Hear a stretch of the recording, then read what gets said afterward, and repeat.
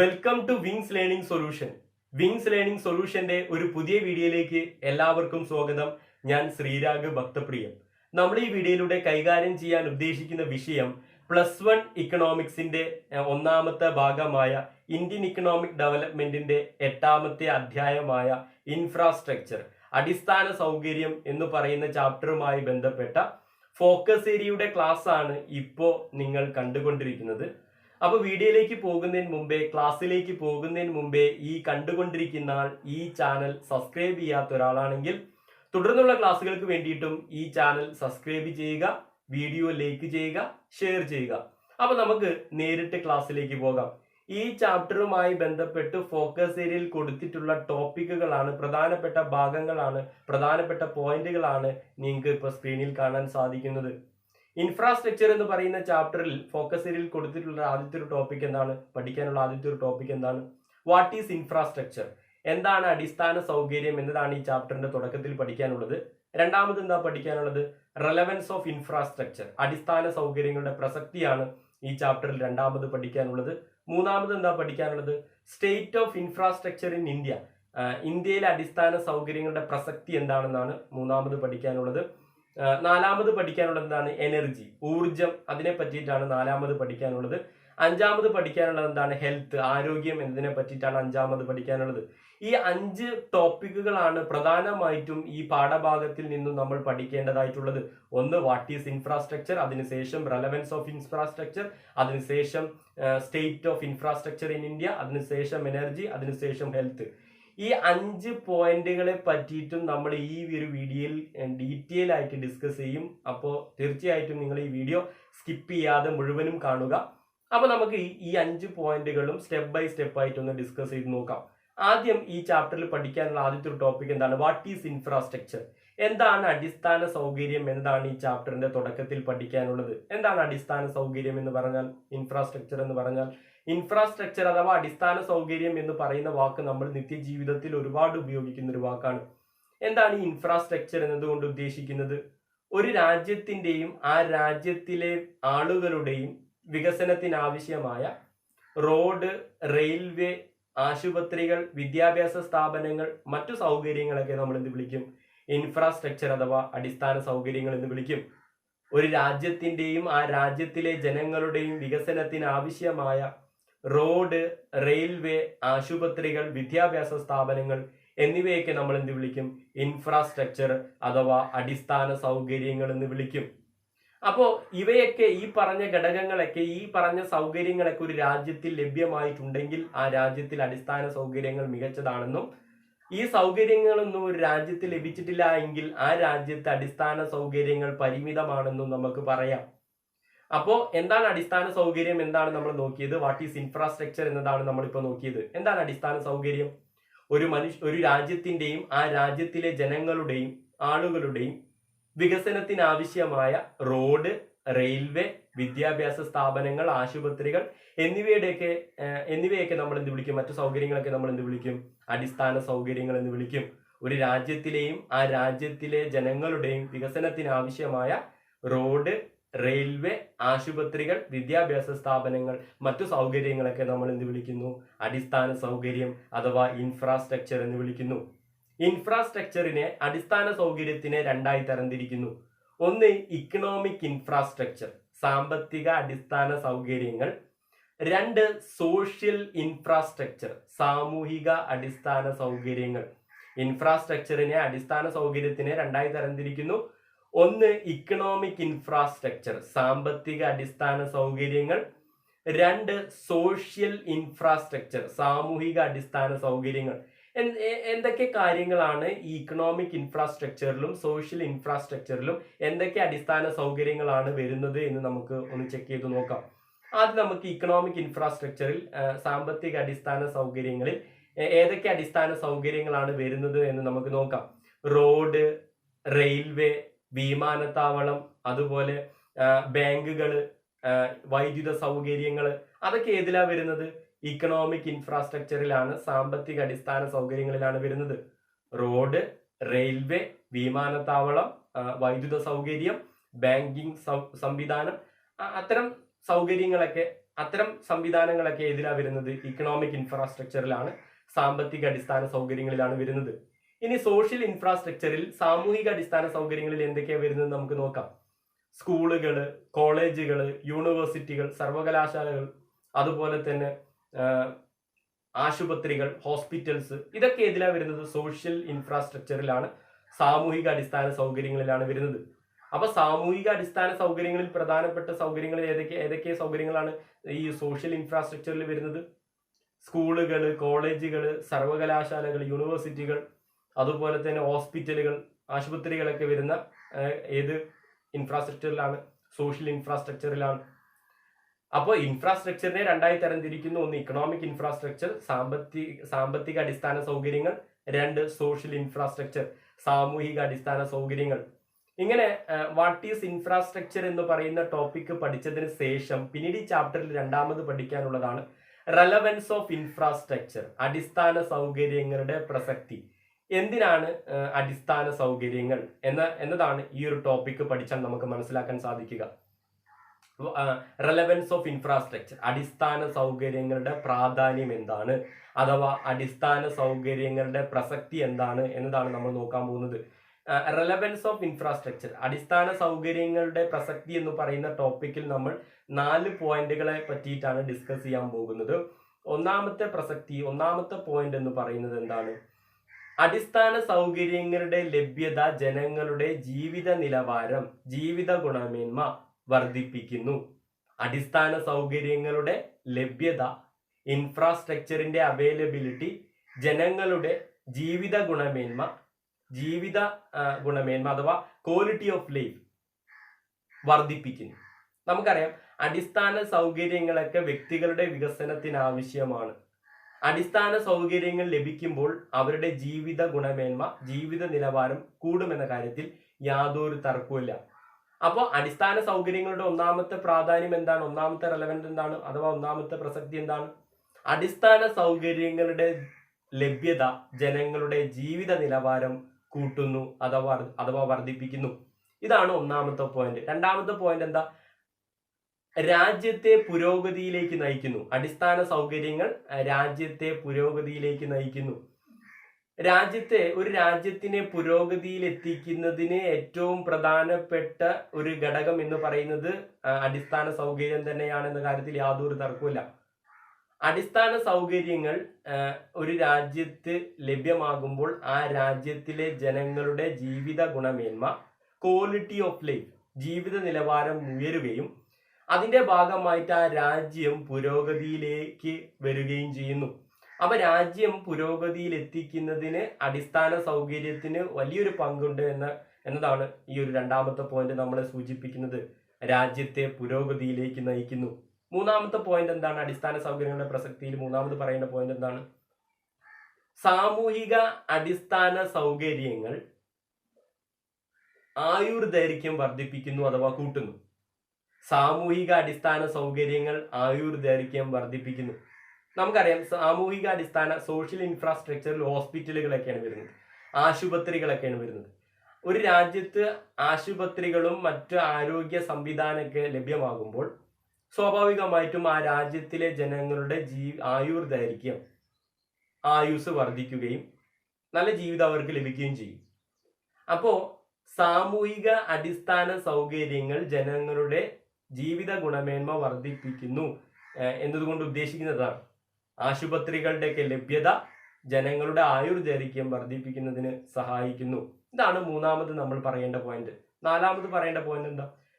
അടിസ്ഥാന സൗകര്യങ്ങളുടെ ലഭ്യത വിദേശ നിക്ഷേപങ്ങളെ ആകർഷിപ്പിക്കുന്നു അഥവാ അട്രാക്ട് ചെയ്യുന്നു. വികസനമില്ലാത്തൊരു രാജ്യത്തിൽ വിദേശ രാജ്യങ്ങൾ വന്നിട്ട് പണം നിക്ഷേപിക്കാൻ സാധ്യതയില്ല. നല്ല അടിസ്ഥാന സൗകര്യങ്ങളും മറ്റുമുള്ള രാജ്യങ്ങളിലാണ് വിദേശ രാജ്യത്തിലുള്ള കമ്പനികളും ആളുകളൊക്കെ വന്നിട്ട് ഇൻവെസ്റ്റ് ചെയ്യുള്ളൂ. ഏത് രാജ്യത്തിലാണോ വികസനമുള്ളത് ആ രാജ്യത്തിലാണ് വിദേശ കമ്പനികളും മറ്റു വ്യവസായങ്ങളൊക്കെ വന്നിട്ട് പണം നിക്ഷേപിക്കുക അഥവാ ഇൻവെസ്റ്റ് ചെയ്യുക. അപ്പൊ വിദേശ നിക്ഷേപങ്ങളെ അട്രാക്ട് ചെയ്യുന്നതിനും ആകർഷിക്കുന്നതിനും വേണ്ടിയിട്ടും അടിസ്ഥാന സൗകര്യങ്ങൾ അത്യന്താപേക്ഷിതമാണ്. അപ്പൊ അടിസ്ഥാന സൗകര്യങ്ങളുടെ പ്രസക്തിയെ പറ്റിയിട്ടാണ് നമ്മളിപ്പോൾ പറഞ്ഞുകൊണ്ടിരിക്കുന്നത്. Relevance of infrastructure. 4 പോയിന്റ് നമ്മൾ ഡിസ്കസ് ചെയ്തു. ഒന്നാമത്തെ എന്തായിരുന്നു? അടിസ്ഥാന സൗകര്യങ്ങളുടെ ലഭ്യത ജനങ്ങളുടെ ജീവിത നിലവാരം അഥവാ ജീവിത ഗുണമേന്മ വർദ്ധിപ്പിക്കുന്നു. രണ്ടാമത്തെ പോയിന്റ് എന്താണ്? രാജ്യത്തിലെ പുരോഗതിയിലേക്ക് നയിക്കുന്നു. അടിസ്ഥാന സൗകര്യങ്ങളുടെ ലഭ്യത ആ രാജ്യത്തിലെ ജനങ്ങളെ രാജ്യത്തെ പുരോഗതിയിലേക്ക് നയിക്കുന്നു. മൂന്നാമത്തെ പോയിന്റ് എന്തായിരുന്നു? സോഷ്യൽ ഇൻഫ്രാസ്ട്രക്ചർ, സാമൂഹിക അടിസ്ഥാന സൗകര്യങ്ങളുടെ ലഭ്യത ആയുർദൈർഘ്യം, ലൈഫ് എക്സ്പെക്ടൻസി വർദ്ധിപ്പിക്കുന്നു. നാലാമത്തെ പോയിന്റ് എന്തായിരുന്നു? വിദേശ നിക്ഷേപങ്ങളെ അട്രാക്ട് ചെയ്യുന്നതിന് വേണ്ടിയിട്ട്, ആകർഷിക്കുന്നതിന് വേണ്ടിയിട്ട് അടിസ്ഥാന സൗകര്യങ്ങൾ വളരെ പ്രസക്തമാണ്, വളരെ നിർബന്ധമാണ് എന്നതാണ് നാലാമത്തെ പോയിന്റ് നമ്മളെ പഠിപ്പിച്ച പാഠം. അപ്പൊ ഈ 4 പോയിന്റ് നിങ്ങൾ റെലവൻസ് ഓഫ് ഇൻഫ്രാസ്ട്രക്ചർ, അടിസ്ഥാന സൗകര്യങ്ങളുടെ പ്രസക്തി എന്ന് പറയുന്ന ടോപ്പിക്കുമായി നിങ്ങൾ പഠിച്ചിരിക്കണം. ഇങ്ങനെ റെലവൻസ് ഓഫ് ഇൻഫ്രാസ്ട്രക്ചർ, അടിസ്ഥാന സൗകര്യങ്ങളുടെ പ്രസക്തിയെ കുറിച്ച് പഠിച്ചതിന് ശേഷം പിന്നീട് പഠിക്കാനുള്ള ഫോക്കസ് ആയിട്ട് കൊടുത്തിട്ടുള്ള മൂന്നാമത്തെ ഒരു പോയിന്റ് ആണ് state of infrastructure in India. ഇന്ത്യയിലെ അടിസ്ഥാന സൗകര്യങ്ങളുടെ പ്രസക്തി. State of infrastructure in India, ഇന്ത്യയിലെ അടിസ്ഥാന സൗകര്യങ്ങളുടെ പ്രസക്തി അഥവാ ഇന്ത്യയിലെ അടിസ്ഥാന സൗകര്യങ്ങളുടെ സ്ഥിതി. State of infrastructure in India, ഇന്ത്യയിലെ അടിസ്ഥാന സൗകര്യങ്ങളുടെ സ്ഥിതിയെ കുറിച്ചിട്ടാണ് പിന്നീട് ചാപ്റ്ററിൽ മൂന്നാമതായി പഠിക്കാനുള്ളത്. അതായത് ഇന്ത്യയിലെ അടിസ്ഥാന സൗകര്യങ്ങളെ പറ്റിയിട്ടുള്ള കുറച്ച് കാര്യങ്ങളാണ് നമ്മൾ ഇതിൽ നോക്കാൻ പോകുന്നത്. ഏകദേശം ഞാൻ ഈ പറയാൻ പോകുന്ന കാര്യങ്ങൾ 2000-ലെ കണക്കുമായി ബന്ധപ്പെട്ടതാണ്. 2000 എന്ന് പറയുന്ന വർഷവുമായി ബന്ധപ്പെട്ട കാര്യങ്ങളാണ് ഞാൻ ഇനി സൂചിപ്പിക്കാൻ പോകുന്നത്. ഇന്ത്യയിലെ 76% ഗ്രാമീണരും കുടിവെള്ളത്തിനായി ആശ്രയിക്കുന്നത് തുറന്ന ജലാശയങ്ങളെയാണ്. ഇന്ത്യയിലെ 76% ഗ്രാമീണരും കുടിവെള്ളത്തിനായി ആശ്രയിക്കുന്നത് തുറന്ന ജലാശയങ്ങളെയാണ്. ഇതാണ് നമ്മൾ state of infrastructure in India, ഇന്ത്യയിലെ അടിസ്ഥാന സൗകര്യങ്ങളുടെ സ്ഥിതി എന്ന് പറയുന്ന ആ ഒരു ടോപ്പിക്കിൽ ഒന്നാമത് പഠിക്കേണ്ട പോയിന്റ്. 4 പോയിന്റുകളാണ് നമ്മൾ state of infrastructure in India, ഇന്ത്യയിലെ അടിസ്ഥാന സൗകര്യങ്ങളുടെ സ്ഥിതി എന്ന് പറയുന്ന ടോപ്പിക്കിൽ ഡിസ്കസ് ചെയ്യാൻ പോകുന്നത്. ഈ 4 പോയിന്റുകളിൽ ഒന്നാമത്തെ പോയിന്റ് ആണ് ഇന്ത്യയിലെ 76% ഗ്രാമീണരും, ഇന്ത്യയിലെ 76% ഗ്രാമീണരും കുടിവെള്ളത്തിനായി ആശ്രയിക്കുന്നത് തുറന്ന ജലാശയങ്ങളെയാണ്. എന്താ തുറന്ന ജലാശയങ്ങൾ എന്ന് പറഞ്ഞാൽ? കിണർ, തോട്, കുളം, ഇവയൊക്കെയാണ് നമ്മൾ തുറന്ന ജലാശയങ്ങൾ എന്ന് പറയാം. എന്താണ് ഇതിനൊക്കെ പ്രത്യേകത? ഇതിൽ നിന്നും ലഭിക്കുന്ന കുടിവെള്ളം ചിലപ്പോൾ കുടിക്കാൻ പറ്റുന്നതായിക്കൊള്ളണമെന്നില്ല, ശുദ്ധജലമായിക്കൊള്ളണമെന്നില്ല. അപ്പോ 76% ഗ്രാമീണരും അത്ര ശുദ്ധമായിട്ടുള്ള ജലമല്ല അവർ കുടിക്കുന്നത് എന്ന് ചുരുക്കം. ഇങ്ങനെ ഇന്ത്യയിലുള്ള 76% ഗ്രാമീണരും കുടിവെള്ളത്തിനായി ആശ്രയിക്കുന്നത് തുറന്ന ജലാശയങ്ങളെയാണ്. അതാണ് ഒന്നാമത്തെ പോയിന്റ്. രണ്ടാമത്തെ പോയിന്റ് എന്താ? 56% ഗ്രാമീണർക്ക് മാത്രമേ ഇന്ത്യയിൽ വൈദ്യുത സൗകര്യമുള്ളൂ. 56% ഗ്രാമീണർക്ക് മാത്രമേ ഇലക്ട്രിസിറ്റി, വൈദ്യുത സൗകര്യമുള്ളൂ എന്നതാണ് രണ്ടാമത്തെ പോയിന്റിൽ പഠിക്കാനുള്ളത്. മൂന്നാമത്തെ പോയിന്റ് എന്താണ് പഠിക്കാനുള്ളത്? 56% ഗ്രാമീണർക്ക് മാത്രമേ വൈദ്യുത സൗകര്യമുള്ളൂ എന്ന് പറയുന്ന ടോപ്പിക്ക് പഠിച്ചതിന് ശേഷം മൂന്നാമത് നമ്മൾ പഠിക്കേണ്ട പോയിന്റ് എന്താണ്? 90% ഗ്രാമീണരും പാചകത്തിനായി ജൈവ ഇന്ധനമാണ് ഉപയോഗിക്കുന്നത്. 90% ഗ്രാമീണരും പാചകത്തിനായി ജൈവ ഇന്ധനമാണ് ഉപയോഗിക്കുന്നത്. അതായത് വിറക് പോലുള്ള വസ്തുക്കളാണ്, സാധനങ്ങളാണ് ഗ്രാമീണർ പാചകം ചെയ്യാനായിട്ട് ഉപയോഗിക്കുന്നത്. 90% ഗ്രാമീണരും പാചകത്തിനായി ജൈവ ഇന്ധനമാണ് ഉപയോഗിക്കുന്നത്. ഇതാണ് മൂന്നാമത്തെ പോയിന്റ്. നാലാമത്തെ പോയിന്റ് എന്താണ്? ഗ്രാമീണ പ്രദേശങ്ങളിൽ ശുചീകരണ സൗകര്യം വളരെ പരിമിതമാണ്. ഗ്രാമപ്രദേശങ്ങളിൽ സാനിറ്റേഷൻ ഫെസിലിറ്റീസ്, ഗ്രാമപ്രദേശങ്ങളിൽ ടോയ്ലറ്റ്, ബാത്റൂം തുടങ്ങിയ ഫെസിലിറ്റിയൊക്കെ അതിൻ്റെയൊക്കെ ലഭ്യത വളരെ കുറവാണ്. അതാണ് നാലാമത്തെ പോയിന്റ് സൂചിപ്പിക്കുന്നത്. അപ്പോൾ state of infrastructure in India, ഇന്ത്യയിലെ അടിസ്ഥാന സൗകര്യങ്ങളുടെ സ്ഥിതി എന്ന് പറയുന്ന ടോപ്പിക്കിൽ നമ്മൾ 4 പോയിന്റുകളെ പറ്റിയിട്ടാണ് ഡിസ്കസ് ചെയ്തത്. ഒന്നാമത്തെ എന്തായിരുന്നു? 76% ഗ്രാമീണരും, ഇന്ത്യയിലെ 76% ഗ്രാമീണരും കുടിവെള്ളത്തിനായി ആശ്രയിക്കുന്നത് തുറന്ന ജലാശയങ്ങളെയാണ്. അഥവാ കിണർ, തോട്, കുളം തുടങ്ങിയ തുറന്ന ജലാശയങ്ങളെയാണ് കുടിവെള്ളത്തിനായി അവർ ആശ്രയിക്കുന്നത്. രണ്ടാമത്തെ പോയിന്റ് എന്തായിരുന്നു? 56% ഗ്രാമീണർക്ക് മാത്രമേ, ഇന്ത്യയിലെ 56% ഗ്രാമീണർക്ക് മാത്രമേ വൈദ്യുത സൗകര്യമുള്ളൂ, ഇന്ത്യയിൽ വൈദ്യുത സൗകര്യമുള്ളൂ. അതാണ് രണ്ടാമത്തെ പോയിന്റിൽ പറയുന്നത്. മൂന്നാമത്തെ പോയിന്റ് എന്താണ്? 90% ഗ്രാമീണരും പാചകത്തിനായി ജൈവ ഇന്ധനമാണ് ഉപയോഗിക്കുന്നത്. വിറക് പോലുള്ള ഉൽപ്പന്നങ്ങളാണ് പാചകത്തിനായിട്ട് ഉപയോഗിക്കുന്നത്. നാലാമത്തെ പോയിന്റ് എന്തായിരുന്നു? ഗ്രാമപ്രദേശങ്ങളിൽ, ഗ്രാമീണ മേഖലയിൽ ശുചീകരണ സൗകര്യം, ബാത്റൂം, ടോയ്ലറ്റ് തുടങ്ങിയ സൗകര്യങ്ങളൊക്കെ വളരെ കുറവാണ്. ഇതാണ് ഈ നാലാമത്തെ പോയിന്റ് സൂചിപ്പിക്കുന്നത്. ഇത് ഏകദേശം 2000 ആ ഒരു കാലഘട്ടത്തിലെ കണക്കാണ്. ഇപ്പോൾ ഒരുപാട് മാറിയിട്ടുണ്ട്. നമ്മുടെ രാജ്യത്തിൽ ഒരുപാട് അടിസ്ഥാന സൗകര്യങ്ങൾ ഉണ്ടായിട്ടുണ്ട്. അപ്പോൾ അടിസ്ഥാന സൗകര്യങ്ങൾ, ആ ഒരു കാലഘട്ടത്തിലെ അടിസ്ഥാന സൗകര്യങ്ങളുടെ കണക്ക് വെച്ച് നോക്കുമ്പോൾ ഇന്ത്യ ഒരുപാട് പിറകിലാണെന്ന് ചുരുക്കം.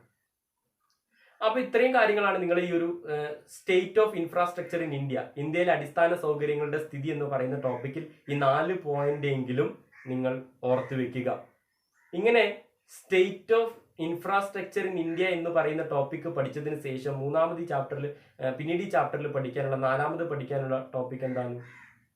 എനർജി, ഊർജം. അഥവാ ഊർജത്തിന് ഉദാഹരണമാണ് വൈദ്യുതി, കൽക്കരി, പെട്രോളിയം. ഇതൊക്കെ ഊർജത്തിന് ഉദാഹരണമാണ്. ഇതൊക്കെ ഒരു രാജ്യത്തിന്റെ വികസനത്തിന് അത്യാവശ്യമായ ഒരു ഘടകമാണെന്ന കാര്യത്തിൽ യാതൊരു തർക്കവുമില്ല.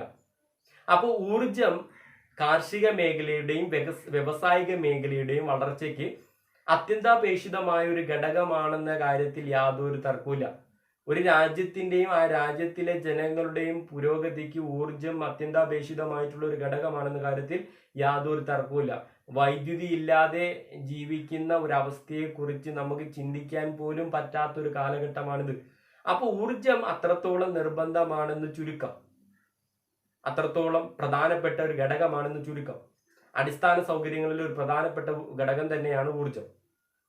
ഊർജത്തിന്റെ സ്രോതസ്സിനെ പറ്റിയിട്ടാണ് നമ്മൾ ഇനി ഊർജവുമായി ബന്ധപ്പെട്ട് പഠിക്കാനുള്ളത്. സോഴ്സസ് ഓഫ് എനർജി, ഊർജ സ്രോതസ്സുകൾ. ഊർജത്തിന്റെ സ്രോതസ്സിനെ അഥവാ ഊർജ സ്രോതസ്സിനെ 4ആയി തരംതിരിക്കുന്നു. 1 കൊമേഴ്ഷ്യൽ എനർജി, വാണിജ്യോർജം. 2 നോൺ കൊമേഴ്ഷ്യൽ എനർജി, വാണിജ്യേതര ഊർജം. 3 കൺവെൻഷണൽ എനർജി, പാരമ്പര്യോർജം. 4 നോൺ കൺവെൻഷണൽ എനർജി, പാരമ്പര്യേതര ഊർജം. സോഴ്സസ് ഓഫ് എനർജിയെ പറ്റിയിട്ടാണ് നമ്മൾ ഡിസ്കസ് ചെയ്യുന്നത്. ഊർജത്തിന്റെ സ്രോതസ്സിനെ പറ്റിയിട്ടാണ് നമ്മൾ കൈകാര്യം ചെയ്യുന്നത്. 4 സോഴ്സാണ് നമ്മൾ പേര് പറഞ്ഞത്. 1 കൊമേഴ്ഷ്യൽ എനർജി, വാണിജ്യോർജം. 2 നോൺ കൊമേഴ്ഷ്യൽ എനർജി, വാണിജ്യേതര ഊർജം. 3 കൺവെൻഷണൽ എനർജി, പാരമ്പര്യോർജം. 4 നോൺ കൺവെൻഷണൽ എനർജി, പാരമ്പര്യേതര ഊർജം. നമുക്ക് ഈ 4 പോയിന്റിനെ പറ്റിയിട്ടും 4 ഊർജ സ്രോതസ്സിനെ പറ്റിയിട്ടും ഡീറ്റെയിൽ ആയിട്ട് ഡിസ്കസ് ചെയ്യാം. ഒന്നാമത്തെ ആയിരുന്നു കൊമേഴ്ഷ്യൽ എനർജി അഥവാ വാണിജ്യോർജം. എന്താണ് കൊമേഴ്ഷ്യൽ എനർജി അഥവാ വാണിജ്യോർജം എന്ന് പറഞ്ഞാൽ? വാണിജ്യപരമായ കാര്യങ്ങൾക്ക് വേണ്ടിയിട്ട് അഥവാ വാണിജ്യ പ്രവർത്തനങ്ങൾക്ക് വേണ്ടിയിട്ട് ഉപയോഗിക്കുന്ന ഊർജമാണ് വാണിജ്യോർജം. വാണിജ്യപരമായ പ്രവർത്തനങ്ങൾക്ക് വേണ്ടിയിട്ട് ഉപയോഗിക്കുന്ന ഊർജമാണ് വാണിജ്യോർജം. വ്യവസായപരമായ ആവശ്യങ്ങൾക്ക് വേണ്ടിയിട്ട് ഉപയോഗിക്കുന്ന ഊർജമാണ് വാണിജ്യോർജം. വ്യവസായങ്ങളിലും മറ്റ് ആവശ്യങ്ങൾക്ക് വേണ്ടിയിട്ട് ഉപയോഗിക്കുന്ന ഊർജമാണ് വാണിജ്യോർജം അഥവാ കൊമേഴ്ഷ്യൽ എനർജി, വാണിജ്യോർജം. വാണിജ്യപരമായ ആവശ്യങ്ങൾക്ക് വേണ്ടിയിട്ട് ഉപയോഗിക്കുന്ന ഊർജമാണെന്ത്? വാണിജ്യോർജം അഥവാ കൊമേഴ്ഷ്യൽ എനർജി. വാണിജ്യോർജങ്ങൾക്ക് ഉദാഹരണമാണ് വൈദ്യുതി, കൽക്കരി, പെട്രോളിയം. ഇതൊക്കെ എന്തിനു ഉദാഹരണമാണ്? കൊമേഴ്ഷ്യൽ എനർജിക്ക് ഉദാഹരണമാണ്. വൈദ്യുതി, പെട്രോളിയം, കൽക്കരി ഇവയൊക്കെ എന്തിനു ഉദാഹരണമാണ്? വാണിജ്യ ഊർജത്തിന് ഉദാഹരണമാണ്. രണ്ടാമത്താണ് നോൺ കൊമേഴ്ഷ്യൽ എനർജി, വാണിജ്യേതര ഊർജം. നോൺ കൊമേഴ്ഷ്യൽ എനർജി, വാണിജ്യേതര ഊർജം. എന്താണ് വാണിജ്യേതര ഊർജം എന്ന് പറഞ്ഞാൽ?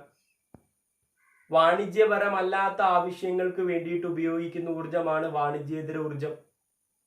വ്യവസായപരമല്ലാത്ത ആവശ്യങ്ങൾക്ക് വേണ്ടിയിട്ട് ഉപയോഗിക്കുന്ന ഊർജമാണ് വാണിജ്യേതര ഊർജം. വീട്ടിലെ ആവശ്യങ്ങൾക്കൊക്കെ വേണ്ടിയിട്ട് നമ്മൾ ഉപയോഗിക്കുന്ന ഊർജമാണ് വാണിജ്യേതര ഊർജം, നോൺ കൊമേഴ്ഷ്യൽ എനർജി. അപ്പൊ എന്താണ് വാണിജ്യേതര ഊർജം? വാണിജ്യപരമല്ലാത്ത ആവശ്യങ്ങൾക്ക് വേണ്ടിയിട്ടൊക്കെ ഉപയോഗിക്കുന്ന ഊർജമാണ് വാണിജ്യേതര ഊർജം. നമ്മുടെ വീട്ടിലേക്ക് ആവശ്യങ്ങൾക്ക് വേണ്ടിയിട്ട് നമ്മൾ ഉപയോഗിക്കുന്ന ഊർജമാണ് വാണിജ്യേതര ഊർജം. വാണിജ്യോർജം അല്ല, വാണിജ്യേതര ഊർജം, non commercial energy. Non commercial എനർജിക്ക് ഉദാഹരണമാണ് വിറക്, നമ്മൾ വീട്ടിൽ ഉപയോഗിക്കുന്ന വിറക്, ബയോഗ്യാസ്. ഇതൊക്കെ എന്തിനു ഉദാഹരണമാണ്? നോൺ കൊമേഴ്ഷ്യൽ എനർജിക്ക്, വാണിജ്യേതര ഊർജത്തിന് ഉദാഹരണമാണ്. വിറക്, ബയോഗ്യാസ് തുടങ്ങിയവയൊക്കെ നോൺ കൊമേഴ്ഷ്യൽ എനർജിക്ക് ഉദാഹരണമാണ്. അപ്പോൾ കൊമേഴ്ഷ്യൽ എനർജി എന്താണ്, നോൺ കൊമേഴ്ഷ്യൽ എനർജി എന്താണ് നമ്മൾ ഇപ്പോൾ നോക്കി. കൊമേഴ്ഷ്യൽ എനർജി എന്ന് പറഞ്ഞാൽ എന്തായിരുന്നു? വാണിജ്യപരമായ ആവശ്യങ്ങൾക്ക്, വ്യവസായപരമായ ആവശ്യങ്ങൾക്ക് വേണ്ടിയിട്ട് ഉപയോഗിക്കുന്ന ഊർജ്ജമാണ് വാണിജ്യോർജ്ജം. വാണിജ്യോർജ്ജത്തിന് ഉദാഹരണമാണ് പെട്രോളിയം, കൽക്കരി, വൈദ്യുതി ഒക്കെ. എന്തിന് ഉദാഹരണമാണ്? കൊമേഴ്ഷ്യൽ എനർജിക്ക് ഉദാഹരണമാണ്. നോൺ കൊമേഴ്ഷ്യൽ എനർജി അഥവാ വാണിജ്യേതര ഊർജ്ജം എന്ന് പറഞ്ഞാൽ എന്തായിരുന്നു?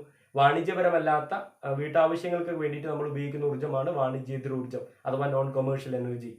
വാണിജ്യേതര ഊർജ്ജങ്ങൾക്ക് ഉദാഹരണമാണ് വിറക്, ബയോഗ്യാസ് തുടങ്ങിയവയൊക്കെ നോൺ കൊമേഴ്ഷ്യൽ എനർജിക്ക്, വാണിജ്യേതര ഊർജ്ജത്തിന് ഉദാഹരണമാണ്.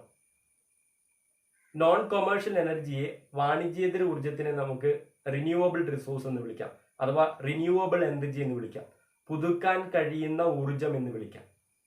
കൊമേഴ്ഷ്യൽ എനർജിയെ, വാണിജ്യ ഊർജ്ജത്തിനെ നമുക്ക് നോൺ റിന്യൂവബിൾ, പുതുക്കാൻ കഴിയാത്ത ഊർജ്ജം എന്ന് വിളിക്കാം. നോൺ കൊമേഴ്ഷ്യൽ എനർജിയെ, വാണിജ്യ ഊർജ്ജത്തിനെ നമുക്ക് റിന്യൂവബിൾ റിസോഴ്സ് അഥവാ റിന്യൂവബിൾ എനർജി എന്നും പുതുക്കാൻ കഴിയുന്ന ഊർജ്ജം എന്നും, കൊമേഴ്ഷ്യൽ എനർജിയെ, വാണിജ്യ ഊർജ്ജത്തിനെ നമുക്ക് നോൺ റിന്യൂവബിൾ റിസോഴ്സ് അഥവാ നോൺ റിന്യൂവബിൾ എനർജി, പുതുക്കാൻ കഴിയാത്ത ഊർജ്ജം എന്ന് വിളിക്കാം. എന്താണ് റിന്യൂവബിൾ എനർജി? അതുപോലെ തന്നെ എന്താണ് നോൺ റിന്യൂവബിൾ എനർജി? അത് നമുക്ക് എന്താണ് റിന്യൂവബിൾ എനർജി എന്ന് നോക്കാം. വീണ്ടും ഉപയോഗിക്കാൻ പറ്റുന്ന ഊർജ്ജമാണ് ഈ ഒരു റിന്യൂവബിൾ റിസോഴ്സ്, റിന്യൂവബിൾ എനർജി, പുതുക്കാൻ കഴിയുന്ന ഊർജ്ജം. വീണ്ടും നമുക്ക് ഉപയോഗിക്കാൻ പറ്റുന്ന, കഴിഞ്ഞാലും വീണ്ടും നമുക്ക് ഉപയോഗിക്കാൻ പറ്റുന്ന, അതിന്റെ അവശിഷ്ടമൊക്കെ നമുക്ക് ഉപയോഗിക്കാൻ പറ്റുന്ന ഊർജ്ജമാണ് റിന്യൂവബിൾ എനർജി അഥവാ പുതുക്കാൻ കഴിയുന്ന ഊർജ്ജം. എന്താണ് നോൺ റിന്യൂവബിൾ എനർജി എന്ന് പറഞ്ഞാൽ? ഉപയോഗിച്ചാൽ തീർന്നു പോകുന്ന ഊർജ്ജമാണ് എന്ത്? നോൺ റിന്യൂവബിൾ, പുതുക്കാൻ കഴിയാത്ത, നമുക്ക് വീണ്ടും പുതുക്കി ഉപയോഗിക്കാൻ കഴിയാത്ത ഊർജ്ജമാണെന്ത്? നോൺ റിന്യൂവബിൾ എനർജി അഥവാ പുതുക്കാൻ കഴിയാത്ത ഊർജ്ജം. നോൺ കൊമേഴ്ഷ്യൽ എനർജിയെ, വാണിജ്യേതര ഊർജ്ജത്തിനെ നമ്മൾ റിന്യൂവബിൾ എനർജി എന്നും പുതുക്കാൻ കഴിയുന്ന ഊർജ്ജം എന്നും, കൊമേഴ്ഷ്യൽ എനർജിയെ നമ്മൾ നോൺ റിന്യൂവബിൾ എനർജി, പുതുക്കാൻ കഴിയാത്ത ഊർജ്ജം എന്ന് വിളിക്കുന്നു. നിങ്ങൾ നോക്കിക്കോളൂ, നോൺ കൊമേഴ്ഷ്യൽ എനർജിക്ക്, വാണിജ്യേതര ഊർജ്ജത്തിന് ഉദാഹരണമാണല്ലോ വിറക്. വിറക് ഒരു പുതുക്കാൻ കഴിയുന്ന ഊർജ്ജമാണ്, റിന്യൂവബിൾ എനർജിയാണ്. വിറക് നമ്മൾ അടുപ്പത്ത് കത്തിക്കാനായിട്ട്, നമ്മൾ പാചകം ചെയ്യാനായിട്ട് വിറക് ഉപയോഗിക്കുന്നു. വിറകിൽ നിന്നും കിട്ടുന്ന അവശിഷ്ടം, വിറകിൽ നിന്നും കിട്ടുന്ന കരി നമുക്ക് മറ്റാവശ്യങ്ങൾക്ക് വേണ്ടിയിട്ട് ഉപയോഗിക്കാം. അതെന്താണ്? അപ്പോൾ നോൺ കൊമേഴ്ഷ്യൽ എനർജിയായ വിറക് എന്തിനു ഉദാഹരണമാണ്? ഒരു റിന്യൂവബിൾ എനർജിക്ക് ഉദാഹരണമാണ്, പുതുക്കാൻ കഴിയുന്ന ഊർജ്ജത്തിന് ഉദാഹരണമാണ്. കൊമേഴ്ഷ്യൽ എനർജികളൊക്കെ നോൺ റിന്യൂവബിൾ എനർജി ആണല്ലോ, പുതുക്കാൻ കഴിയാത്ത ഊർജ്ജമാണല്ലോ കൊമേഴ്ഷ്യൽ എനർജികളൊക്കെ, വാണിജ്യോർജ്ജം. അതായത് വീണ്ടും ഉപയോഗിക്കാൻ പറ്റാത്തത്, ഉപയോഗിച്ചാൽ വീണ്ടും ഉപയോഗിക്കാൻ പറ്റാത്തത്. പെട്രോളിയം ഒരു കൊമേഴ്ഷ്യൽ എനർജിക്ക് ഉദാഹരണമാണല്ലോ. പെട്രോൾ നമ്മൾ ഉപയോഗിച്ചു, പിന്നീട് അത് നമുക്കൊരു, അതിന്റെ ഒരു ഉപോൽപ്പന്നം, ബൈ പ്രൊഡക്റ്റ് കിട്ടില്ല, അത് ഉപയോഗിച്ചാൽ അത് കഴിഞ്ഞു.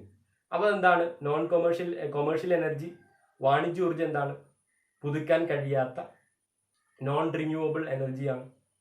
അപ്പോൾ കൊമേഴ്ഷ്യൽ എനർജിയെ നമ്മൾ നോൺ റിന്യൂവബിൾ എനർജി എന്നും പുതുക്കാൻ കഴിയാത്ത ഊർജ്ജം എന്നും, നോൺ കൊമേഴ്ഷ്യൽ എനർജിയെ, വാണിജ്യേതര ഊർജ്ജത്തിനെ നമ്മൾ റിന്യൂവബിൾ എനർജി എന്നും പുതുക്കാൻ കഴിയുന്ന ഊർജ്ജമെന്നും നമ്മൾ അറിയപ്പെടും. ഇങ്ങനെ കൊമേഴ്ഷ്യൽ എനർജി എന്താണ്, നോൺ കൊമേഴ്ഷ്യൽ എനർജി എന്താണെന്ന് നമ്മൾ ചെക്ക് ചെയ്ത് നോക്കി. കൊമേഴ്ഷ്യൽ എനർജി അഥവാ വാണിജ്യോർജ്ജം എന്ന് പറഞ്ഞാൽ വാണിജ്യപരമായ ആവശ്യങ്ങൾക്ക് വേണ്ടിയിട്ട് ഉപയോഗിക്കുന്ന ഊർജ്ജം, വൈദ്യുതി, പെട്രോളിയം, കൽക്കരി, അതൊക്കെ കൊമേഴ്ഷ്യൽ എനർജിക്ക് ഉദാഹരണമാണ്. അതിനുശേഷം നമ്മൾ നോൺ കൊമേഴ്ഷ്യൽ എനർജി എന്താണെന്ന് പഠിച്ചു. വാണിജ്യപരമല്ലാത്ത ആവശ്യങ്ങൾക്ക് വേണ്ടിയിട്ട് ഉപയോഗിക്കുന്ന ഊർജ്ജമാണ് വാണിജ്യേതര ഊർജ്ജം. ഉദാഹരണം വിറക്, ബയോഗ്യാസ്, അതൊക്കെ എന്തിനു ഉദാഹരണമാണ്? ഈ ഒരു നോൺ കൊമേഴ്ഷ്യൽ എനർജിക്ക്, വാണിജ്യേതര ഊർജ്ജത്തിന് ഉദാഹരണമാണ്. മൂന്നാമത് എന്താ വരുന്നത്? കൺവെൻഷണൽ എനർജി, പാരമ്പര്യ ഊർജ്ജം. കൺവെൻഷണൽ എനർജി, പാരമ്പര്യ ഊർജ്ജം. എന്താണ് കൺവെൻഷണൽ എനർജി അഥവാ പാരമ്പര്യ ഊർജ്ജം എന്ന് പറഞ്ഞാൽ? താരതമ്യേന അന്തരീക്ഷ മലിനീകരണം കൂടുതലായ, പുതുക്കാൻ കഴിയാത്ത ഊർജത്തിനെ വിളിക്കുന്ന പേരാണ് പാരമ്പര്യ ഊർജ്ജം. താരതമ്യേന അന്തരീക്ഷ മലിനീകരണം കൂടുതലായതും പുതുക്കാൻ കഴിയാത്തതുമായ ഊർജത്തിനെ വിളിക്കുന്ന പേരാണ് പാരമ്പര്യ ഊർജ്ജം അഥവാ കൺവെൻഷണൽ എനർജി. പാരമ്പര്യ ഊർജ്ജത്തിന്, കൺവെൻഷണൽ എനർജിക്ക് ഉദാഹരണമാണ് വൈദ്യുതി, പെട്രോളിയം, കൽക്കരിയൊക്കെ കൺവെൻഷണൽ എനർജി എന്ന് പറയുന്ന ഒരു കാറ്റഗറിയിലും നമുക്ക് ഉൾപ്പെടുത്താം. ഇതെന്താണ്? ഇതൊക്കെ താരതമ്യേന അന്തരീക്ഷ മലിനീകരണം കൂടുതലായതും പുതുക്കാൻ കഴിയാത്തതുമാണ്.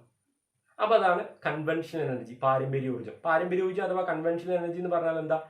താരതമ്യേന അന്തരീക്ഷ മലിനീകരണം കൂടുതലായതും പുതുക്കാൻ കഴിയാത്തതുമായ ഊർജത്തിനെ നമ്മൾ കൺവെൻഷണൽ എനർജി അഥവാ പാരമ്പര്യ ഊർജം എന്ന് വിളിക്കുന്നു. കൺവെൻഷണൽ എനർജി കഴിഞ്ഞാൽ നാലാമത്തെ എന്താണ് സോഴ്സ്? നോൺ കൺവെൻഷണൽ എനർജി അഥവാ പാരമ്പര്യേതര ഊർജം. എന്തായിരിക്കും നോൺ കൺവെൻഷണൽ എനർജി അഥവാ പാരമ്പര്യേതര ഊർജം എന്ന് പറഞ്ഞാൽ? അന്തരീക്ഷ മലിനീകരണം താരതമ്യേന കുറവായതും പുതുക്കാൻ കഴിയുന്നതുമായ റിന്യൂവബിളുമായ എനർജിയെ വിളിക്കുന്ന പേരാണ് നോൺ കൺവെൻഷണൽ എനർജി. അന്തരീക്ഷ മലിനീകരണം താരതമ്യേന കുറവായതും പുതുക്കാൻ കഴിയുന്നതുമായ ഊർജത്തിനെ നമ്മൾ വിളിക്കുന്ന പേരാണ് നോൺ കൺവെൻഷണൽ എനർജി അഥവാ പാരമ്പര്യേതര ഊർജം. പാരമ്പര്യേതര ഊർജത്തിന് ഉദാഹരണമാണ് ബയോഗ്യാസ്, വിറക്, അതുപോലെ സോളാർ എനർജി. അതൊക്കെ എന്തിനു ഉദാഹരണമാണ്? അതൊക്കെ നോൺ കൺവെൻഷണൽ അഥവാ പാരമ്പര്യേതര ഊർജത്തിന് ഉദാഹരണമാണ്. അപ്പോൾ സോഴ്സസ് ഓഫ് എനർജിയാണ് നമ്മൾ നോക്കിയത്. ആദ്യം കൊമേഴ്ഷ്യൽ എനർജി പഠിച്ചു, അതിനുശേഷം നമ്മൾ നോൺ കൊമേഴ്ഷ്യൽ എനർജി പഠിച്ചു, അതിനുശേഷം നമ്മൾ കൺവെൻഷണൽ എനർജി പഠിച്ചു, അതിനുശേഷം നമ്മൾ നോൺ കൺവെൻഷണൽ എനർജി പഠിച്ചു. കൊമേഴ്ഷ്യൽ എനർജിയെ വാണിജ്യ ഊർജ്ജം എന്നും നോൺ കൊമേഴ്ഷ്യൽ എനർജിയെ വാണിജ്യേതര ഊർജ്ജം എന്നും കൺവെൻഷണൽ എനർജിയെ പാരമ്പര്യ ഊർജ്ജം എന്നും നോൺ കൺവെൻഷണൽ എനർജിയെ പാരമ്പര്യേതര ഊർജ്ജം എന്നാണ് വിളിക്കുന്നത്. ഇങ്ങനെ സോഴ്സസ് ഓഫ് എനർജിയെ കുറിച്ച് പഠിച്ചാൽ എനർജിയോടൊപ്പം നമ്മൾ ഓർത്തിരിക്കേണ്ട പഠിക്കേണ്ട മറ്റൊരു ടോപ്പിക്കാണ് some challenges faced by India in power sector. Some challenges in the power sector faced by India. India ഊർജ മേഖലയിൽ നേരിടുന്ന കുറച്ച് വെല്ലുവിളികളെ പറ്റിയിട്ടാണ് നമ്മൾ പഠിക്കാനുള്ളത്. നമുക്കറിയാം ഊർജ സ്രോതസ്സിലെ ഏറ്റവും പ്രധാനപ്പെട്ട ഒരു ഘടകം തന്നെയാണ് വൈദ്യുതി, ഇലക്ട്രിസിറ്റി, കറണ്ട് എന്നൊക്കെ പറയുന്നത്. ആ മേഖലയിൽ ഇന്ത്യ നേരിടുന്ന വെല്ലുവിളികളെ പറ്റിയിട്ടാണ് ഇനി നമ്മൾ പഠിക്കാൻ പോകുന്നത്. Some challenges in power sector faced by India. India വൈദ്യുത മേഖലയിൽ, ഊർജോൽപാദന മേഖലയിൽ നേരിടുന്ന വെല്ലുവിളികളെ പറ്റിയിട്ടാണ്, 4 പോയിന്റുകളെ പറ്റിയിട്ടാണ്, 4 വെല്ലുവിളികളെ പറ്റിയിട്ടാണ് നമ്മൾ നോക്കാൻ പോകുന്നത്. ഒന്നാമത്തെ പോയിന്റ്, ഇൻസഫിഷ്യന്റ് പവർ പ്രൊഡക്ഷൻ. തൃപ്തികരമല്ലാത്ത ഊർജോൽപാദനം, കാര്യക്ഷമമല്ലാത്ത ഊർജോൽപാദനം. എന്താണ് ഇൻസഫിഷ്യന്റ് പവർ പ്രൊഡക്ഷൻ അഥവാ കാര്യക്ഷമമല്ലാത്ത ഊർജോൽപാദനം എന്നതുകൊണ്ട് ഉദ്ദേശിക്കുന്നത്? നമ്മുടെ നാട്ടിലെ ജനങ്ങൾക്കും വ്യവസായങ്ങൾക്കും വേണ്ട അത്ര ഊർജോൽപാദനം ഇന്ത്യയിൽ നടക്കുന്നില്ല. അതാണ് ഈ ഒരു ഊർജോൽപാദന മേഖല ഇന്ത്യ നേരിടുന്ന ഒന്നാമത്തെ വെല്ലുവിളി, ഇൻസഫിഷ്യന്റ് പവർ പ്രൊഡക്ഷൻ. നമ്മുടെ നാട്ടിലെ വ്യവസായങ്ങൾക്കും ആളുകൾക്കും വേണ്ട അത്ര ഒരു പവർ പ്രൊഡക്ഷൻ, ഒരു ഊർജോൽപാദനം നമ്മുടെ നാട്ടിൽ നടക്കുന്നില്ല. അതാണ് ഒന്നാമത്തെ വെല്ലുവിളി. രണ്ടാമത്തെ വെല്ലുവിളി എന്താണ്? Frequent power cut and load shedding. തുടരെയുള്ള പവർ കട്ടും ലോഡ് ഷെഡിങ്ങും ഇപ്പോൾ കുറഞ്ഞിട്ടുണ്ട്, തൊട്ട് മുമ്പേക്ക് ഒരുപാടുണ്ടായിരുന്നു തുടരെയുള്ള പവർ കട്ടും ലോഡ് ഷെഡിങ് ഒക്കെ. ഇതും വൈദ്യുത മേഖലയിൽ, ഊർജോൽപാദന മേഖലയിൽ ഇന്ത്യ നേരിടുന്ന രണ്ടാമത്തെ വെല്ലുവിളിയാണ്. മൂന്നാമത്തെ എന്താണ്? പവർ തെഫ്റ്റ്, വൈദ്യുതി മോഷ്ടിക്കുന്നത്, വലിയ രീതിയിൽ വൈദ്യുതി മോഷ്ടിക്കുന്നതും ഈ ഒരു ഊർജോൽപാദന മേഖലയിൽ ഇന്ത്യ നേരിടുന്ന മൂന്നാമത്തെ വെല്ലുവിളിയാണ്. നാലാമത്തെ വെല്ലുവിളി എന്താണ്? Insufficient or inefficient management of state electricity board. Inefficient management of state electricity board. സംസ്ഥാന വൈദ്യുത ബോർഡുകളുടെ ഇൻഎഫിഷ്യന്റ് മാനേജ്മെന്റ്, കാര്യക്ഷമമല്ലാത്ത, തൃപ്തികരമല്ലാത്ത പ്രവർത്തനം. സ്റ്റേറ്റ് ഇലക്ട്രിസിറ്റി ബോർഡ് എന്ന് പറഞ്ഞാൽ നമ്മുടെ കേരളത്തിന്റെ സ്റ്റേറ്റ് ഇലക്ട്രിസിറ്റി ബോർഡ് അഥവാ സംസ്ഥാന ഇലക്ട്രിസിറ്റി ബോർഡ് എന്ന് പറയുന്നത് KSEB ആണ്. ഇങ്ങനത്തെയുള്ള സ്ഥാപനങ്ങളുടെ, സംസ്ഥാന വൈദ്യുത ബോർഡുകളുടെ കാര്യക്ഷമമല്ലാത്ത പ്രവർത്തനവും ഊർജ മേഖലയിൽ ഇന്ത്യ നേരിടുന്ന നാലാമത്തെ വെല്ലുവിളിയാണ്, inefficient management of state electricity board. അപ്പോൾ നമ്മൾ ഊർജ മേഖലയിൽ അഥവാ പവർ പ്രൊഡക്ഷനിൽ ഇന്ത്യ നേരിടുന്ന, പവർ സെക്ടറിൽ ഇന്ത്യ നേരിടുന്ന 4 വെല്ലുവിളികളെ പറ്റിയിട്ടാണ് നോക്കിയത്. 4 പോയിന്റാണ് നമ്മൾ ഡിസ്കസ് ചെയ്തത്. ഒന്നെന്താണ്?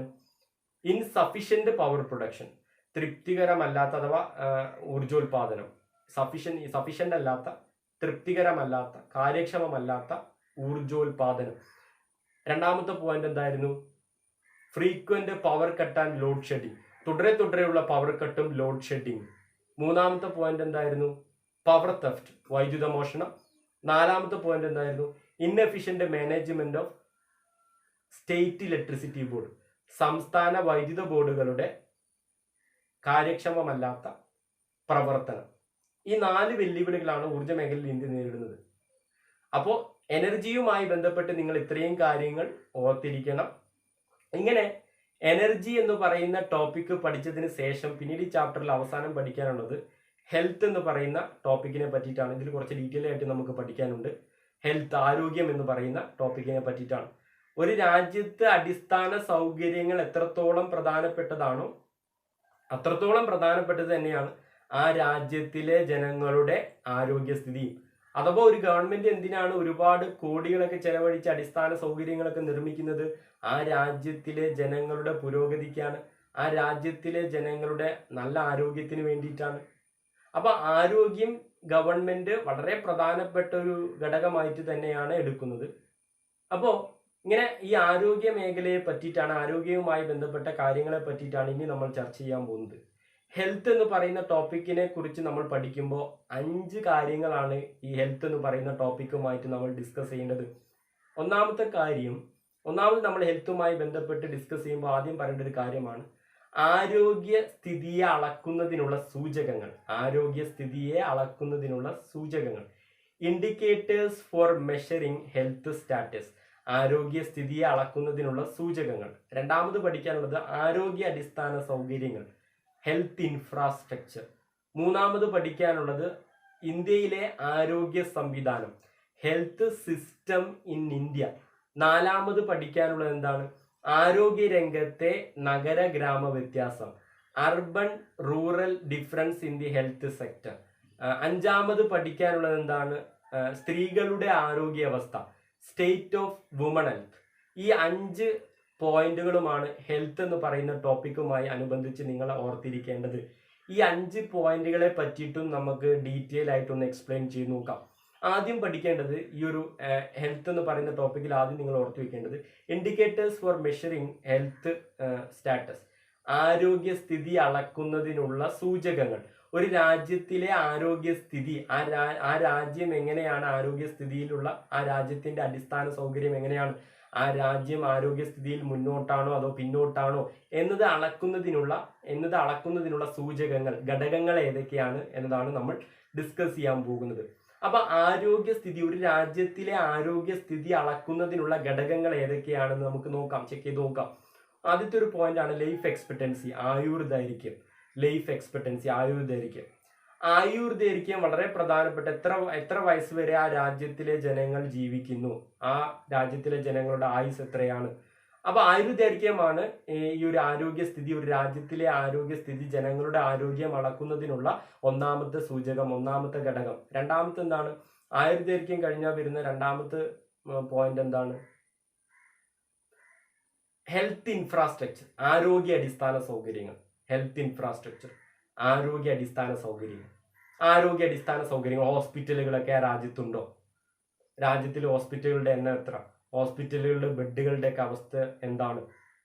അതാണ് രണ്ടാമത്തെ ഈ ഒരു ആരോഗ്യസ്ഥിതി അളക്കുന്നതിനുള്ള രണ്ടാമത്തെ ഘടകം, ഹെൽത്ത് ഇൻഫ്രാസ്ട്രക്ചർ, ആരോഗ്യ അടിസ്ഥാന സൗകര്യം. 3 പോഷകസ്ഥിതി, ന്യൂട്രീഷൻ ലെവൽ.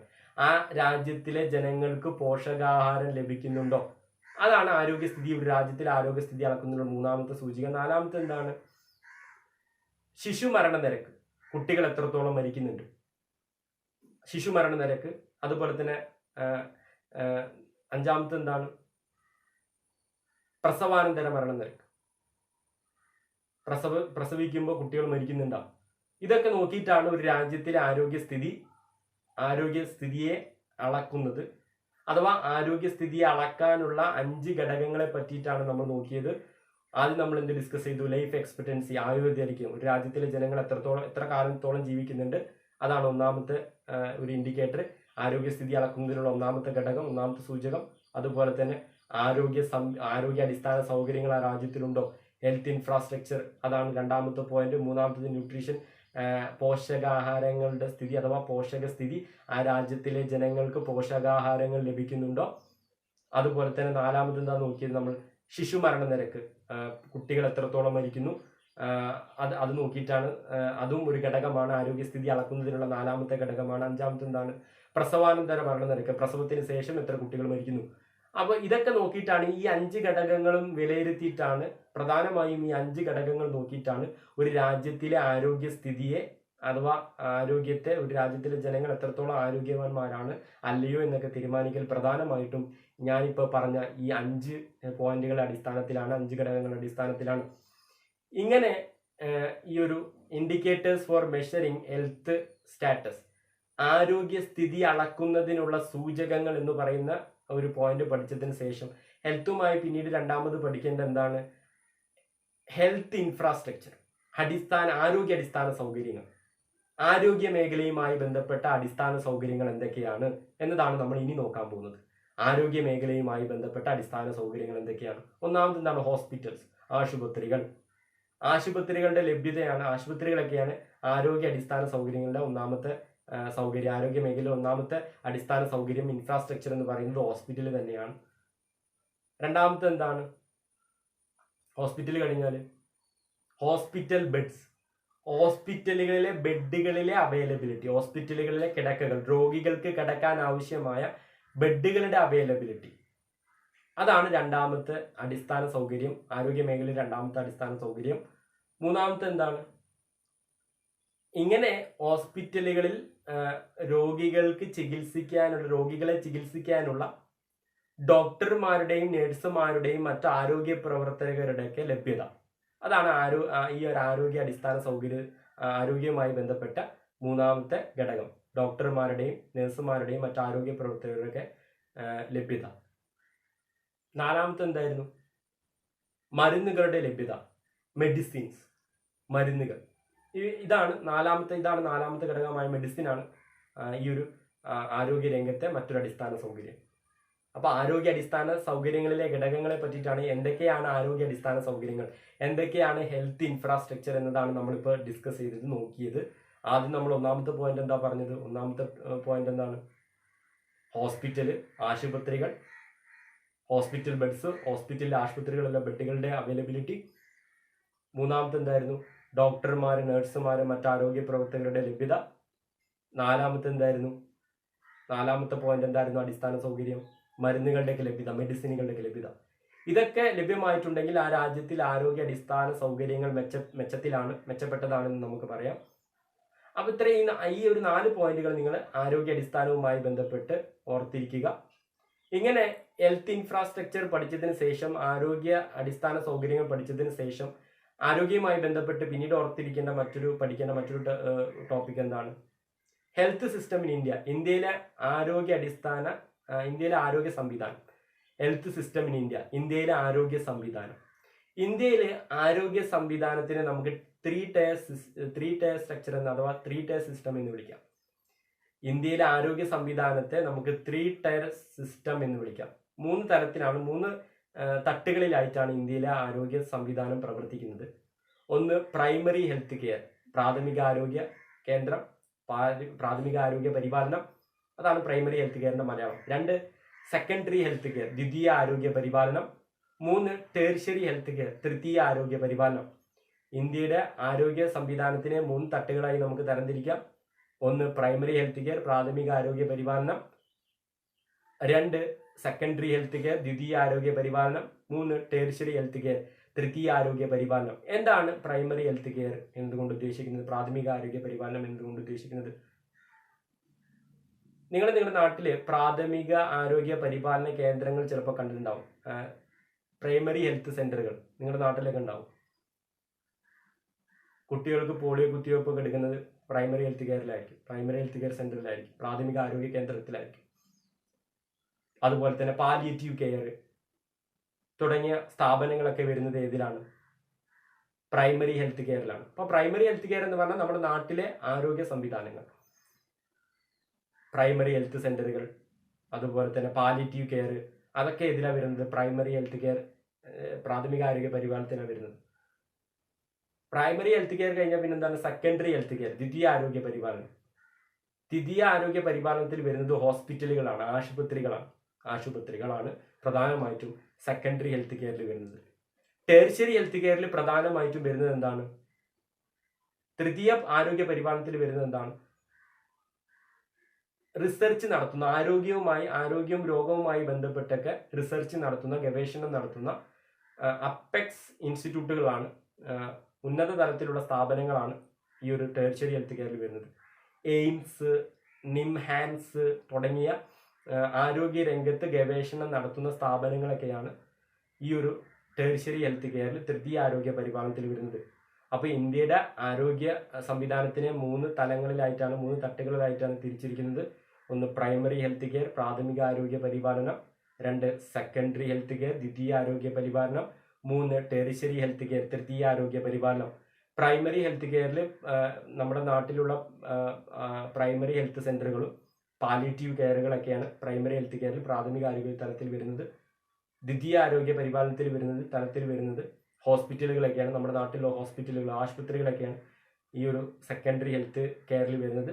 ടെറിഷ്യറി ഹെൽത്ത് കെയറിൽ വരുന്നത് ആരോഗ്യ രംഗത്ത് ഗവേഷണം നടത്തുന്ന, റിസർച്ച് നടത്തുന്ന ഇന്ത്യയിലുള്ള വലിയ സ്ഥാപനങ്ങളൊക്കെയാണ് ഈ ഒരു ടെറിഷ്യറി ഹെൽത്ത് കെയറിൽ വരുന്നത്. എയിംസ്, നിംഹാൻസ് തുടങ്ങിയ സ്ഥാപനങ്ങളൊക്കെ ടെറിഷ്യറി ഹെൽത്ത് കെയറിലാണ് വരുന്നത്. ഇങ്ങനെ ഹെൽത്ത് സിസ്റ്റം ഇൻ ഇന്ത്യ എന്ന് പറയുന്ന ടോപ്പിക്കിൽ ഇത്രയും പോയിന്റ് പഠിച്ചിരിക്കണം. ഹെൽത്ത് സിസ്റ്റം ഇൻ ഇന്ത്യ, ഇന്ത്യയിലെ ആരോഗ്യ സംവിധാനം പഠിച്ചതിന് ശേഷം ഹെൽത്തുമായി ബന്ധപ്പെട്ട് അടുത്തത് നിങ്ങൾ പഠിക്കേണ്ടത് ഒരു ടോപ്പിക്കാണ് ആരോഗ്യ രംഗത്തെ നഗര-ഗ്രാമ വ്യത്യാസം. Urban and rural difference in health sector. ആരോഗ്യ രംഗത്തെ നഗര-ഗ്രാമ വ്യത്യാസം.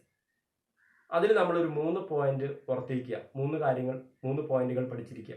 ഒന്നാമത്തെ പോയിന്റ്, ഇന്ത്യയിലെ 70% ആളുകളും താമസിക്കുന്നത് ഗ്രാമത്തിലാണ്. ഇന്ത്യയിലെ 70% ആൾക്കാരും താമസിക്കുന്നത് എവിടെയാണ്? ഗ്രാമത്തിലാണ്. പക്ഷേ 80% ഹോസ്പിറ്റൽ എവിടെയാണുള്ളത്? നഗരത്തിലാണുള്ളത്. ഇന്ത്യയിലെ 70% ആൾക്കാർ റൂറൽ ഏരിയയിൽ താമസിക്കുന്നവരാണ്. ഹോസ്പിറ്റലുകൾ എവിടെയാണോ? 80% ഹോസ്പിറ്റലുകൾ എവിടെയാണത്? അർബൻ ഏരിയയിലാണ്, നഗരപ്രദേശങ്ങളിലാണുള്ളത്. ഇന്ത്യയിലെ 70% ആൾക്കാരും ഗ്രാമത്തിലാണ്. ഇന്ത്യയിലെ 70% ആൾക്കാരും ഗ്രാമത്തിലാണ് താമസിക്കുന്നത്. പക്ഷേ 80% ആശുപത്രികളും എവിടെയാണുള്ളത്? നഗരത്തിലാണുള്ളത്. അതാണ് ഒന്നാമത്തെ പോയിന്റ് പറയുന്നത്. രണ്ടാമത്തെ പോയിന്റ് എന്താ? ആശുപത്രി കിടക്കകളുടെ കണക്കെടുത്താൽ 89% നഗരത്തിലാണുള്ളത്. 89% കിടക്കകളുള്ള ഹോസ്പിറ്റൽ എവിടെയാണുള്ളത്? ഗ്രാമത്തിലല്ല, നഗരത്തിലാണുള്ളത്, അർബൻ ഏരിയയിലാണുള്ളത്. അതുപോലെ തന്നെ മൂന്നാമത്തെ പോയിന്റ് എന്താ? വിദഗ്ധരായ ഡോക്ടർമാർ, മറ്റു ആരോഗ്യ പ്രവർത്തകരൊക്കെ ഗ്രാമത്തിൽ വന്ന് ചികിത്സ നടത്തുവാൻ, അവരുടെ സർവീസ് സേവനം നൽകുവാൻ താല്പര്യരല്ല, വിമുഗ്ധരാണ് എന്നാണ് മൂന്നാമത്തെ പോയിന്റ് സൂചിപ്പിക്കുന്നത്.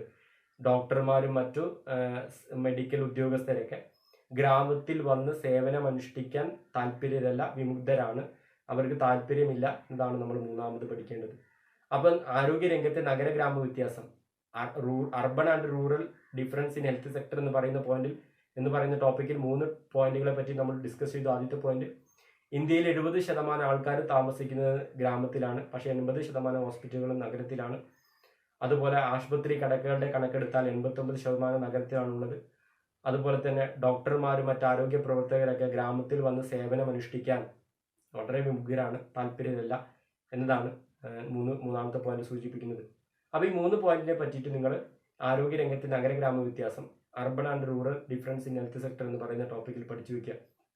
ഇങ്ങനെ നമ്മുടെ ഈ ആരോഗ്യ രംഗത്തെ നഗര-ഗ്രാമ വ്യത്യാസം പഠിച്ചു കഴിഞ്ഞാൽ പിന്നീട് നമ്മൾ ഓർത്തിരിക്കേണ്ടത് state of woman health in India, ഇന്ത്യയിലെ സ്ത്രീകളുടെ ആരോഗ്യസ്ഥിതി, ആരോഗ്യ മേഖലയിൽ സ്ത്രീകൾ നേരിടുന്ന വെല്ലുവിളികളെ പറ്റിയിട്ടാണ് നമ്മൾ 5ാമത് ഓർത്തിരിക്കേണ്ടത്. ഈ ഹെൽത്ത് എന്ന് പറയുന്ന ടോപ്പിക്കുമായി 5ാമത് ഓർത്തിരിക്കേണ്ടത് എന്താണ്? State of woman health in India, ഇന്ത്യയിലെ സ്ത്രീകളുടെ ആരോഗ്യാവസ്ഥ, അതായത് ആരോഗ്യ മേഖലയിൽ സ്ത്രീകൾ നേരിടുന്ന വെല്ലുവിളികൾ. പ്രധാനമായിട്ടും 4 പോയിന്റെങ്കിലും നിങ്ങൾ ഓർത്തിരിക്കുക. ഒന്ന്, പെൺഭ്രൂണഹത്യ. ഭ്രൂണത്തെ പെണ്ണാണെന്ന് തിരിച്ചറിഞ്ഞാൽ ആ ഭ്രൂണത്തിനെ തന്നെ ഇല്ലാണ്ടാക്കുന്നതാണ് പെൺഭ്രൂണഹത്യ. അതുപോലെ തന്നെ ശൈശവ വിവാഹം, പ്രായപൂർത്തിയാവാതെ കല്യാണം കഴിപ്പിക്കുന്നത്, അതിനെയാണ് ശൈശവ വിവാഹം എന്ന് പറയുക. അതുപോലെ തന്നെ കുറഞ്ഞ സ്ത്രീ സാക്ഷരത ഇന്ത്യയിൽ സ്ത്രീകൾക്ക് വളരെ കുറവാണ്. അതുപോലെ തന്നെ ഈ കുറഞ്ഞ സ്ത്രീ സാക്ഷരത, അതുപോലെ സ്ത്രീകളിലെ പോഷകാഹാരക്കുറവ്, ന്യൂട്രീഷൻ ലെവലിന്റെ കുറവ്, ഇതൊക്കെ ആരോഗ്യ രംഗത്ത് സ്ത്രീകൾ നേരിടുന്ന വെല്ലുവിളികളാണ്. 4 പോയിന്റുകൾ ഏതൊക്കെയാണ്? നമ്മൾ ഇപ്പോൾ 4 പോയിന്റ് ഡിസ്കസ് ചെയ്തു കഴിഞ്ഞു. ഒന്ന്, പെൺഭ്രൂണഹത്യ, ശൈശവ വിവാഹം, സ്ത്രീകളിലെ കുറഞ്ഞ സാക്ഷരത, അതുപോലെ തന്നെ സ്ത്രീകളിലെ പോഷകാഹാരക്കുറവ്. ഈ 4 പോയിന്റിനെ പറ്റിയിട്ട് നിങ്ങൾ ഈ ഹെൽത്തിലെ 5ാമത്തെ ടോപ്പിക്കായ state of woman health in India, ഇന്ത്യയിലെ സ്ത്രീകളിലെ ആരോഗ്യസ്ഥിതി എന്ന് പറയുന്ന ടോപ്പിക്കുമായി ഓർത്തിരിക്കുക. അപ്പോൾ ഹെൽത്ത് എന്ന് പറയുന്ന, ആരോഗ്യം എന്ന് പറയുന്ന ടോപ്പിക്കിൽ നമ്മൾ 5 കാര്യങ്ങളെ പറ്റിയാണ് നോക്കിയത്. ആദ്യം നമ്മൾ എന്ത് ഡിസ്കസ് ചെയ്തു? ആരോഗ്യസ്ഥിതി അളക്കുന്നതിനുള്ള സൂചകങ്ങൾ, indicators for measuring health status എന്ന് പറയുന്ന ടോപ്പിക്കിനെ പറ്റി ഡിസ്കസ് ചെയ്തു. അതിനുശേഷം നമ്മൾ ഹെൽത്ത് ഇൻഫ്രാസ്ട്രക്ചർ, ആരോഗ്യ അടിസ്ഥാന സൗകര്യങ്ങൾ എന്തൊക്കെയാണെന്ന് നോക്കി. അതിനുശേഷം നമ്മൾ നോക്കിയത് ഹെൽത്ത് സിസ്റ്റം ഇൻ ഇന്ത്യ, ഇന്ത്യയിലെ ആരോഗ്യ സംവിധാനത്തിനെ കുറിച്ച് നോക്കി. അതിനുശേഷം നമ്മൾ ഡിസ്കസ് ചെയ്തത് ആരോഗ്യ രംഗത്തെ നഗരഗ്രാമ വ്യത്യാസം, urban and rural difference in health sector.